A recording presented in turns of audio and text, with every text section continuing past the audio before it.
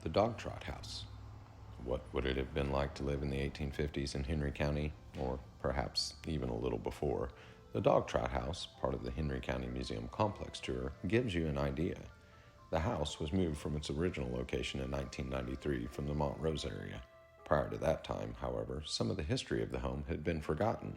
For one thing, siding had been placed over the log timbers, which hid its original appearance. Clark Welling, who inherited the property in an estate settlement, was told a story about the house from a local resident. He described how the home used to be a stagecoach stop. He was told the stagecoach used to pull through the center of the house.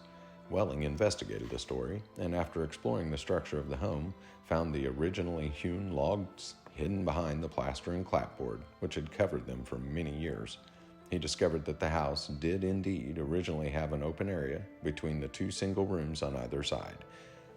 The dog trot style of cabin, probably of Appalachian influence, often had one room for living and sleeping and another for cooking and meals, much like the one you see here. Welling donated the structure to the Historical Society. After much planning, the house was moved in one piece to its present location.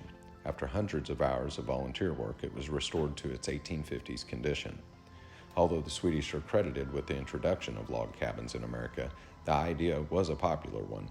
By the 1830s, log cabins in Henry County were the building of choice, although not necessarily as complex as the dog trot example.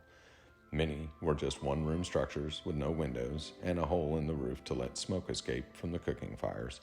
As the skill level of the builders increased, however, so did the structure's integrity. The Dog Trot Cabin, upon scrutiny, shows signs of different levels of skill in construction between the separate rooms, indicating that they were, perhaps, built at different times. It is unknown who built the original cabin, but we do know by 1856 it was owned by Crimson Hill and his wife Elizabeth Johnston, and was being used as a stagecoach stop.